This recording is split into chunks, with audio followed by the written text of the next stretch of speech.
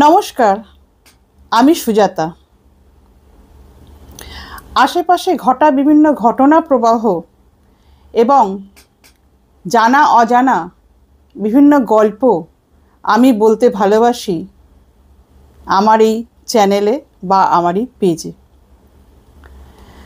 আপনারা যদি এই গল্পটি আমার YouTube channel thoughts of mind by Sujata থেকে দেখেন তাহলে অবশ্যই সাবস্ক্রাইব করবেন, এবং যদি আমার পেজ গানে গল্পে সুজাতা থেকে দেখেন তাহলে পেজটি অবশ্যই ফলো করবেন। আজ আমার গল্প জুড়ে মহানায়িকা সুচিত্রা সেন। মহানায়িকার ক্রেজ যে কী ছিল সেটা নিশ্চয়ই আর কাউকে বলে দিতে হবে না। এই মহানায়িকা কোনো ছবিতে থাকা মানে বক্স অফিসে হিট, জনপ্রিয়তা তুঙ্গে, দর্শক মনে তিনি ঝড় তুলে দিতে পারতেন। বাংলা ছবির সাথে সাথে প্রচুর হিন্দি ছবিতেও তার উজ্জ্বল উপস্থিতি দেখা গেছে। এই রকমই একটা হিন্দি ছবি যেটাতে তার বিপরীতে অভিনয় করেছিলেন সঞ্জীব কুমার, হঠাৎ করে ব্যান্ড হয়ে যায়। জানতে ইচ্ছে করছে তো কি হয়েছিল? সঞ্জীব কুমার এবং মহানায়িকা সুচিত্রা সেন অভিনীত এই ছবিটির নাম হলো আঁধি। এবার নিশ্চয়ই বলে দিতে হবে না সেই বিখ্যাত ছবিটির কথা জানেন না এমন কেউ নেই। শোনা যায় প্রধানমন্ত্রী ইন্দিরা গান্ধীর জীবনের অনুকরণে এই ছবিটি তৈরি করা হয়েছিল। 1975 সালে যখন ইন্দিরা গান্ধী ক্ষমতায় আসেন তখন এই ছবিটি রিলিজ করে এবং প্রচণ্ডভাবে জনপ্রিয়তা লাভ করে। কিন্তু ইন্দিরা গান্ধী চাননি তার জীবনের অনুকরণে তৈরি করা এই ছবি দর্শক দেখুক, তাই জন্য তিনি এই ছবিটিকে ব্যান্ড করেন। প্রায় 20 সপ্তাহ ধরে এই ছবিটি ব্যান্ড হয়ে থাকে। সমস্ত প্রেক্ষাগৃহ থেকে এই ছবিটি তুলে নেওয়া হয়।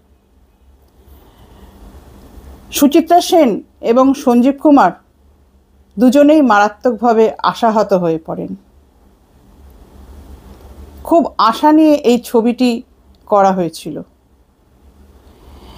এবং 1977 সালে যখন বিজেপি কেন্দ্রে ক্ষমতায় আসেন তখন এই ছবিটিকে আবার রিলিজ করা হয়।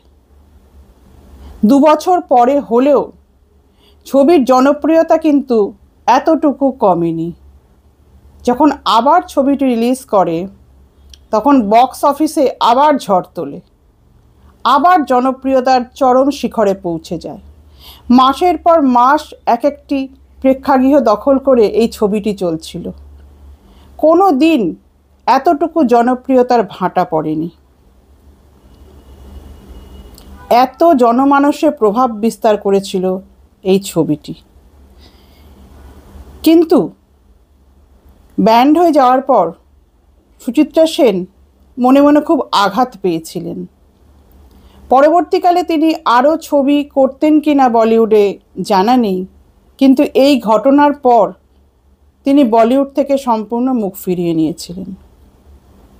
তাই এটা বলা যেতেই পারে সুচিত্রা সেনের অভিনীত শেষ হিন্দি ছবি হলো আঁধি।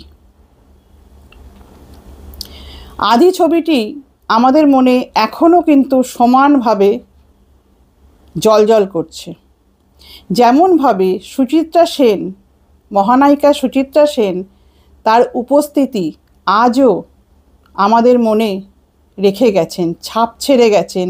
তিনি ইহজগৎ ত্যাগ করার পরেও তার জনপ্রিয়তা কোথাও এতটুকু ভাঁটা পড়েনি। আজ আমার গল্পটি আপনাদের কেমন লাগলো জানাবেন। খুব শিগগির আবার দেখা হবে নতুন কোনো গল্প, নতুন কোনো ঘটনা নিয়ে। আজ তবে আসি।